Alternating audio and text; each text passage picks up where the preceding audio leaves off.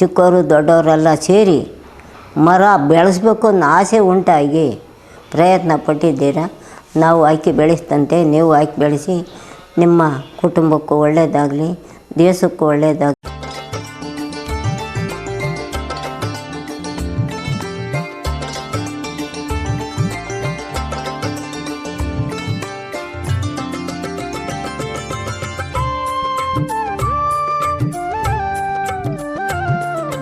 ನೆರಳನ್ನು ನೀಡುವ ಮರಕ್ಕೆ ನೆರಳು ಸಾಲು ಮರದ ತಿಮ್ಮಕ್ಕ, ಉಸಿರನ್ನು ನೀಡುವ ಗಾಳಿಗೆ ಉಸಿರು ಸಾಲು ಮರದ ತಿಮ್ಮಕ್ಕ.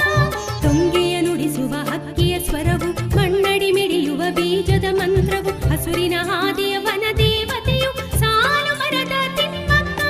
ಸಾಲಲಿ ಅಕ್ಕನ ಬೆನ್ನಲೆ ಸಾಗುವ ಮರ ಮರ ಮಂತ್ರವ ಬೆಳೆಸುತ್ತಾ.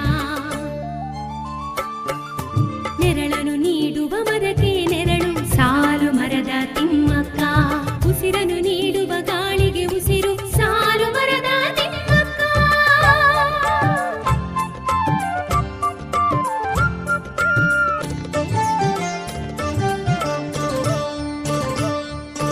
ಬಿಕ್ಕಲು ಚಿಕ್ಕನು ಅಕ್ಕನ ಪತಿಯು, ಮರದಲ್ಲಿ ರಾಮನ ಕಂಡವನು.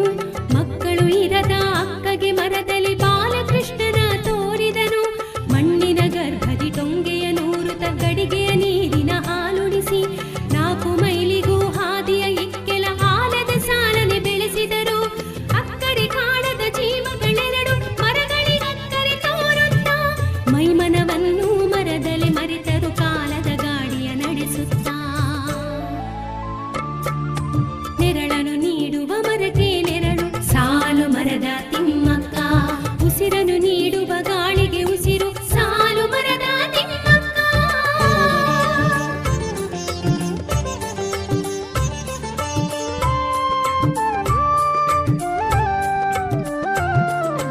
ಕೈಗಳ ನೆತ್ತಿಗೆ ತಂಪ ಹಾಸುವ ಮರಗಳ ಸಿರಿಚಿಲುವು, ಋತುಗಳ ರಾಜನ ರಥಗಳ ಜಾತ್ರೆ ಬಸಿರನು ಹೊತ್ತ ಪ್ರಕೃತಿ ಮಾತೆ. ಮಧುಬಣ ಗೆತ್ತಿ ನಡೆಯುವ ಹಾಗೆ, ನಲಿಯುವ ನರ್ತಕಿ ಶಿಲ್ಪದ ಹಾಗೆ, ಮಳೆಯಲ್ಲಿ ನೆನೆಯುವ ಎಳೆ ಮಗುವಂತೆ, ಇಳಿಯನು ಕಾಯುವ ತಕ್ಷಕನಂತೆ, ಮಾಗಿದ ದೇಹದ ಪೂರ್ವಜನಂತೆ, ತಪಸ್ಸಿಗೆ ನಿಂತ ಯೋಗಿನಿಯಂತೆ, ದೇವರ ಕರೆವಂತೆ ಕೊಳಲು, ನವಿಲು ಗರಿಯಂತೆ ನೆರಳು.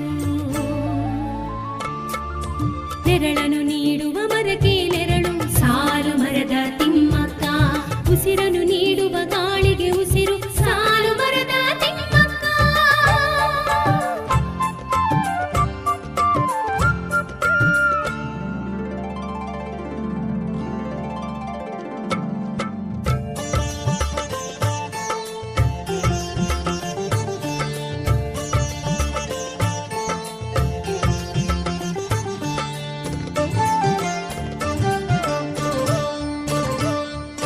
ಬಿಕ್ಕಲು ಚಿಕ್ಕನ ಕಾಯವು ಅಳಿಯಿತು, ಮಣ್ಣಡಿ ಸೇರಿತು ಮರಕ್ಕಾಗಿ. ಕಾಯವ ಹೀರಿಯ ಬೆಳೆಯಿತು ಹಲಸು, ಎತ್ತರ ಎತ್ತರ ಮರವಾಗಿ. ಕಾಯ ಅಳಿದರೂ ಕಾಯಕ ಉಳಿಯಿತು, ಮರದಲೆ ಆತ್ಮವು ಅಮರ. ಚಿಕ್ಕನು ತೋರಿದ ಹಾದಿಯ ಬಳಸುತ್ತ ಅಕ್ಕ ಬೆಳೆದಳು ಆತ್ಮ ಮರ. ಕೋಗಿಲೆ ಕೊರಳಿನ ಜೀವಧ್ವನಿ, ಭೂಮಿಯ ಕೊಳಲನ್ನು ನುಡಿಸುತ್ತ. ಹಸಿರು ಹಾದಿಯ ಜೀವನದಿ ಹರಿದಿದೆ ನಿತ್ಯ ನಿರಂತರ. ಮರದಲೆ ಆತ್ಮವು ಅಮರ, ಮರದಲೆ ಆತ್ಮವು ಅಮರ, ಮರದಲೆ ಆತ್ಮವು ಅಮರ. ಆತ್ಮ ಮರ, ಆತ್ಮ ಮರ, ಆತ್ಮ ಮರ ಅಮರ. ಪರಿಸರ ಸಂರಕ್ಷಣೆ ಅನ್ನುವಂಥದ್ದು ಪ್ರತಿಯೊಬ್ಬ ನಾಗರಿಕರ ಜವಾಬ್ದಾರಿಯಾಗಿದೆ. ಕೇವಲ ಸಾಲು ಮರದ ತಿಮ್ಮಕ್ಕ ಅವರು 106 ಮರಗಳನ್ನ ಬೆಳೆಸಿದ್ರು, ಅಥವಾ ಯಾರೋ ಪರಿಸರದ ಸಂರಕ್ಷಣೆಯ ಕುರಿತು ಹೋರಾಟಗಳನ್ನ ಮಾಡಿದ್ರು ಅಂದ ಮಾತ್ರಕ್ಕೆ ಪರಿಸರ ಸಂರಕ್ಷಣೆ ಆಗೋದಿಲ್ಲ.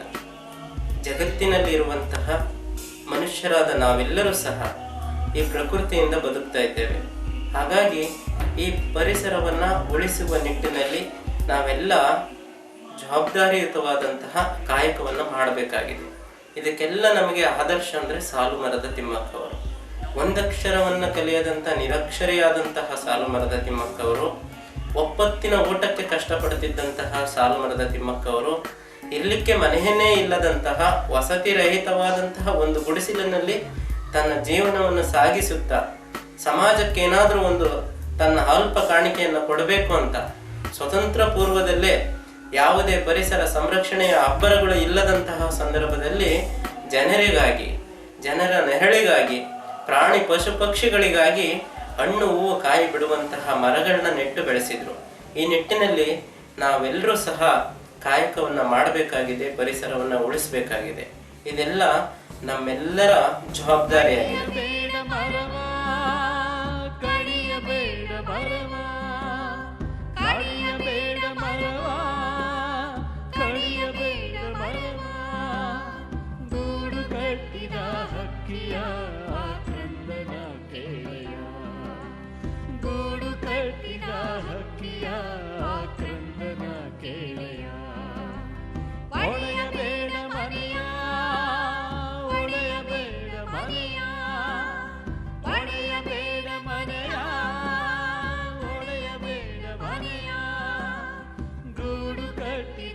ಹಕ್ಕಿಯ